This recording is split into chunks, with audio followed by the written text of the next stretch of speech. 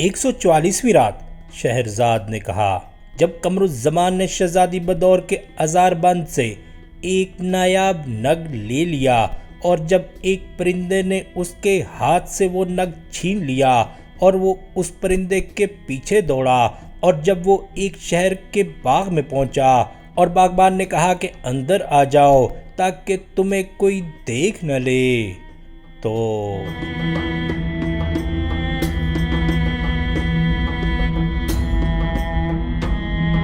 جب قمر الزمان نے باغبان سے یہ سنا تو اس پر اسے بڑی حیرانی ہوئی، اور جب وہ باغ میں داخل ہوا تو اس نے باغبان سے پوچھا کہ آخر اس کی بات کا کیا مطلب ہے اور اس شہر والوں کا کیا قصہ ہے۔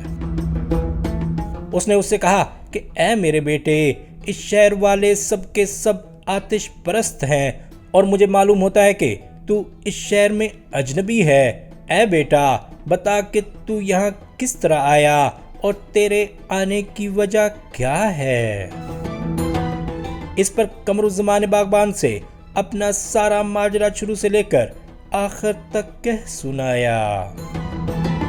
باغبان کو نہایت تعجب ہوا اور اس سے کہنے لگا کہ اے بیٹا، اسلامی ممالک یہاں سے بہت دور ہیں اور یہاں سے وہاں تک سمندر میں سے ہو کر 4 مہینے کا راستہ ہے، مگر خشکی سے پورا 1 سال لگ جاتا ہے۔ یہاں ایک جہاز ہے جو سال میں ایک بار سامان لے کر اسلامی ممالک کی سرحد تک جاتا ہے، اس طرح کہ وہ جہاز یہاں سے پہلے جزائر آبنوس جاتا ہے اور وہاں سے جزائر خالدان جہاں بادشاہ شہرمان کی حکومت ہے۔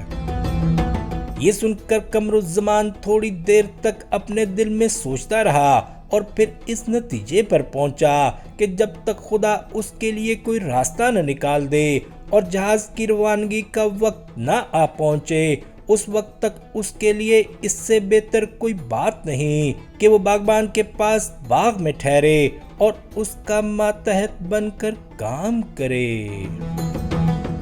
یہ سوچ کر اس نے باغبان سے کہا کہ اے میرے بزرگ اور خیر خواہ، کیا تجھے یہ منظور ہے کہ میں اس باغ میں تیرا ماتحت بن کر کام کروں؟ باغبان نے کہا کہ بصر و چشم، اور اسے سکھایا کہ کس طرح درختوں کی کیاریوں میں پانی دیا جاتا ہے اور پھولوں اور پودوں کی نگہداشت کی جاتی ہے۔ اب قمر الزمان درختوں کو سینچتا اور درانتی سے گھاس کاٹتا۔ باغبان نے اسے ایک نیلا اٹنگا کرتا پہننے کے لیے دیا جو گھٹنوں تک آتا تھا۔ وہ درختوں کو سینچتا اور زاروں قطار روتا اور دن رات اسے کبھی قرار نہ آتا، کیونکہ ایک تو وہ پردیس میں تھا اور دوسرے اپنی محبوبہ سے جدا تھا۔ ادھر جب بادشاہ غیور کی بیٹی شہزادی بدور کی نیند ٹوٹی تو اس نے اپنے شوہر قمر الزمان کو تلاش کیا مگر اسے کہیں نہ پایا، اور اس نے دیکھا کہ اس کا ازار بند کھلا پڑا ہے اور نگ غائب ہے۔ اب وہ اپنے جی میں کہنے لگی کہ اے خدا، میرا شوہر کہاں گیا؟ گویا کہ وہ اس نگ کو لے کر چلا گیا، مگر اسے تو یہ معلوم ہی نہیں کہ اس نگ کے اندر کیا بھید ہے، نہ معلوم کہ وہ کہاں گیا، لیکن کوئی نہ کوئی عجیب و غریب بات ضرور پیش آئی ہوگی کہ وہ چلا گیا، ورنہ اسے تو میری جدائی ایک لمحے کے لیے بھی گوارا نہ تھی۔ لعنت ہو اس گھڑی پر جب میں نے یہ ازار بند باندھا۔ اب شہزادی بدور سوچ میں پڑ گئی اور اپنے دل میں کہنے لگی کہ اگر میں باہر نکل کر نوکروں کے پاس جاؤں اور ان سے کہوں کہ میرا شوہر غائب ہو گیا ہے تو ان کو میری طرف رغبت ہوگی اور وہ لالچ کریں گے، اور ہو سکتا ہے کہ وہ میرے ساتھ بدفعلی اور برا سلوک کریں، اس لیے کوئی ترکیب چلنی چاہیے۔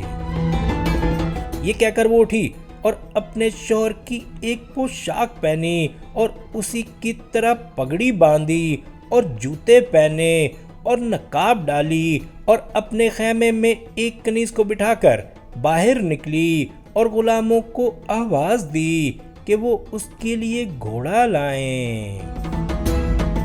گھوڑے پر سوار ہو کر اس نے حکم دیا کہ سامان باندھا جائے، اور جب سامان بند چکا تو اس نے کوچ کا حکم دیا اور وہ روانہ ہو گئے، مگر اس کا راز کسی پر ظاہر نہ ہوا اور کسی کو یہ شک نہ ہوا کہ وہ قمر الزمان نہیں، کیونکہ دونوں کا قد و قامت اور ناک نقشہ ایک سا تھا۔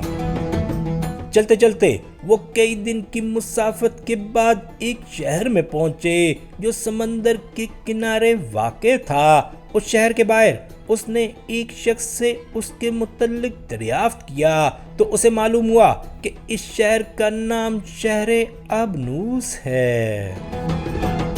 جب شہزادی بدور شہر ابنوس کے باہر آرام کرنے اتری تو وہاں کے بادشاہ ارمانوس نے ایک قاصد روانہ کیا کہ وہ جا کر اس بادشاہ کا حال دریافت کرے جو شہر کے باہر اترا ہے اور اس کو خبر کرے۔ قاصد وہاں پہنچا اور لوگوں سے دریافت کیا تو انہوں نے کہا کہ وہ ایک بادشاہ زادہ ہے جو بھٹک کر یہاں آن پڑا ہے۔ وہ جزائر خالدان جا رہا تھا جہاں بادشاہ شہرمان کی حکومت ہے۔ اب قاصد نے بادشاہ ارمانوس کے پاس جا کر جو کچھ سنا تھا کہہ سنایا۔ جب بادشاہ ارمانوس نے یہ باتیں سنی تو وہ ملک کے خاص لوگوں کو لے کر اس کے خیر مقدم کے لیے گیا اور شہزادی بدور کے خیمے میں پہنچ کر اسے سلام کیا اور اس سے اس کی خیریت دریافت کی اور اسے شہر میں اس کے ساتھ اس کے محل میں چلنے کی درخواست کی اور بے حد اصرار کیا۔